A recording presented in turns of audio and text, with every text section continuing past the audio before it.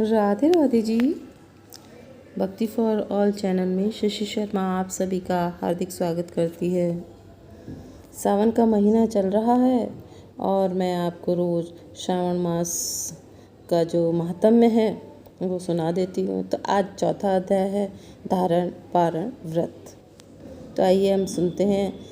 आप सुन रहे हैं उससे पहले मेरे चैनल को अगर आपने शेयर नहीं किया है, लाइक नहीं किया है तो कर लीजिए, सब्सक्राइब नहीं किया है तो कर लीजिए, शेयर कर दीजिए, जिससे सबको सुनने को मिल जाएगा। तो आइए सुनते हैं, चौथा अध्याय सुनते हैं। भगवान शंकर ने ब्रह्मापुत्र से कहा कि हे ऋषिवर, अब मैं तुम्हें धारण और पारण व्रत के बारे में बताऊंगा। पूर्व प्रतिपदा तिथि को पुण्य वाचन करवाने के बाद मेरा व्रत धारण करना चाहिए। एक दिन धारण और दूसरे दिन पारण, उसका पारण करना चाहिए। तो धारण में उपवास तथा पारण में भोजन विहित है। मास की समाप्ति पर उद्यापन करना चाहिए। श्रावण मास की समाप्ति पर कीर्तन पुण्याहवाचन करा करके आचार्य तथा किसी दूसरे ब्राह्मण से का वरण करना चाहिए। शंकर पार्वती जी की सोने की प्रतिमा को घट के ऊपर स्थापित करना चाहिए। रात्रि में भक्तिपूर्वक शिव महापुराण का श्रवण करना चाहिए। कीर्तन आदि करके रात्रि जागरण करना चाहिए। प्रातःकाल हवन करना चाहिए। त्र्यंबकम यजामहे मंत्र से तिल और चावलों की आहुति देनी चाहिए। वामन देवाय विद्महे महादेवाय धीमहि तन्नो रुद्र प्रचोदयात् मंत्र से घृत और चावल की आहुति देनी चाहिए। ओम नमः शिवाय मंत्र से खीर की आहुति देनी चाहिए। इसकी पूर्णाहुति देकर के होम समाप्त करना चाहिए। ब्राह्मणों को भोजन कराना चाहिए। आचार्य का पूजन करना चाहिए। इस प्रकार व्रत को पूर्ण करने से ब्रह्म हत्या आदि पापों से मनुष्य मुक्त हो जाता है। उसमें लेश मात्र भी संदेह नहीं है। हे सनत कुमार, अब तुम श्रावण मास में उपवास की विधि सुनो। श्रावण मास की प्रतिपदा तिथि को मनुष्यों तथा स्त्रियों को संयत आत्मा से एवं जितेंद्रिय होकर व्रत का संकल्प करना चाहिए। अमावस्या के दिन लोगों को वृषभ ध्वज भगवान महादेव का षोडशोपचार विधि से पूजन करना चाहिए। ब्राह्मणों को वस्त्र अलंकार दे करके उनका पूजन करना चाहिए। उन्हें भोजन कराकर दक्षिणा देकर हाथ जोड़कर विदा कराना चाहिए। इसी तरह मास उपवास का व्रत मुझे प्रीतिदायक है।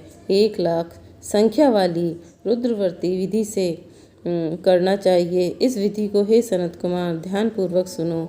यह संपूर्ण सिद्धियों को देने वाली है। साधन रुई की 11 बत्तियां निर्मित करें। यह बत्तियां रुद्रवती नाम से जानी जाती हैं। श्रावण मास के प्रथम दिन इस विधि से संकल्प करें। श्रावण मास में देवों के देव महादेव हैं।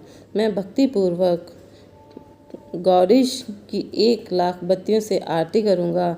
यह संकल्प कर प्रतिदिन 1,000 बत्तियां द्वारा पूजन करना चाहिए। व्रत की समाप्ति पर 71,000 बत्तियों से आरती करनी चाहिए या प्रतिदिन 3,000 बत्तियों से आरती कर अंतिम दिन 13,000 बत्तियों से आरती करनी चाहिए या एक ही दिन में 1,00,000 बत्तियों से आरती करनी चाहिए। यह बत्तियां मुझे सबसे अधिक प्रिय हैं। इनको शुद्ध घी से ही प्रज्वलित करना चाहिए। इसके बाद सदाशिव का पूजन करके तथा उनकी कथा सुननी चाहिए। सनत कुमार भगवान रुद्र से बोले, हे महादेव, मुझे अब आप यह बताने का कष्ट करें कि इस व्रत का प्रभाव क्या है, इस व्रत को किसने किया है और इस व्रत के उद्यापन की विधि क्या है। ये सब बातें मुझे विस्तार पूर्वक कहिए। भगवान शिव ब्रह्मापुत्र सनत कुमार से बोले, तुमने जो मुझसे कहा है उसको मैं तुम्हें बताता हूँ, ध्यान पूर्वक सुनो।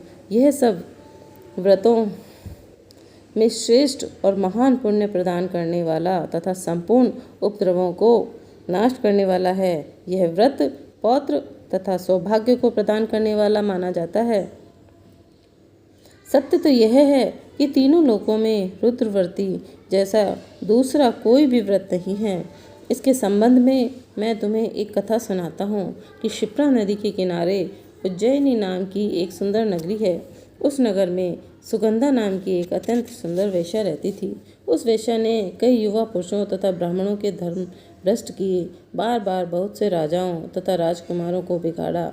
इस प्रकार उसने अनेकों व्यक्तियों को बुरी तरह से लूटा और लूटने के बाद धक्के देकर घर से बाहर निकाल दिया।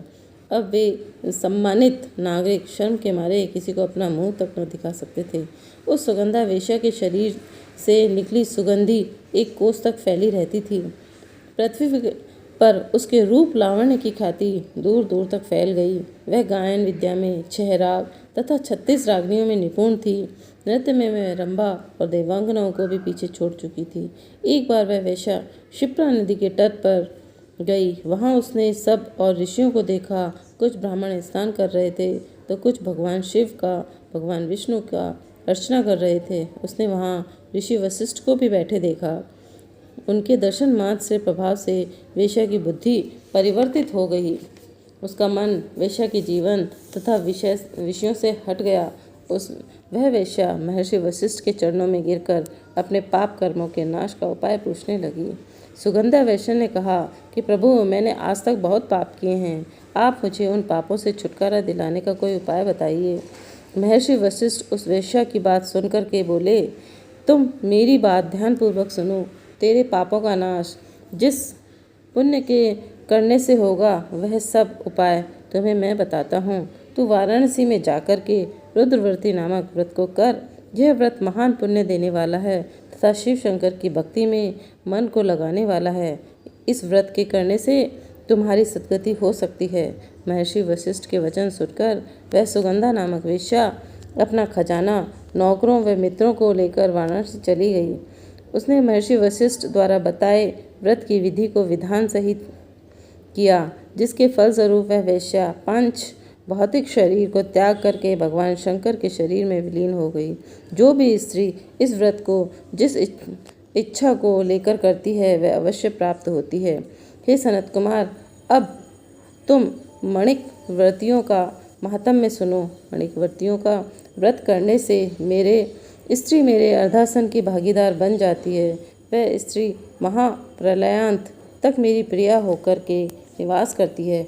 अब मैं तुम्हें इस व्रत की पूर्ति के लिए इसके व्रतों का उद्यापन विधि बताता हूँ कि किस तरीके से उद्यापन करना चाहिए। इस व्रत को करने वाली स्त्री पार्वती जी सहित शंकर की प्रतिमा स्थापित करे। शिव पार्वती की प्रतिमा स्वर्ण की बनी होनी चाहिए तथा वृषभ की प्रतिमा चांदी की बनी होनी चाहिए। यथाविधि पूजन करके रात्रि जागरण करें। प्रातःकाल नदी में जाकर स्नान करें। भक्ति पूर्वक आचार्य का वरण करें तथा 11 ब्राह्मणों की द्वारा घी, पायस एवं बेलपत्रों से हवन करना चाहिए अथवा रुद्र सूक्त, रुद्र गायत्री या मूल मंत्र द्वारा हवन कराना चाहिए। पूर्णाहुति कर आचार्य आदि की पूजा करके 11 ब्राह्मणों को जोड़े सहित भोजन कराना चाहिए। इस प्रकार जो भी स्त्री व्रत पूरा करती है, वह संपूर्ण पापों से मुक्त हो जाती है। स्थापित सामग्री घट, शिव, पार्वती और प्रतिमा आदि आचार्य को समर्पित करनी चाहिए। इसको करने वाली स्त्री उसके पति को 1000 अश्वमेध यज्ञ के फल की प्राप्ति होती है। महाप्रभु देवादिदेव महादेव शिव शंकर भोलेनाथ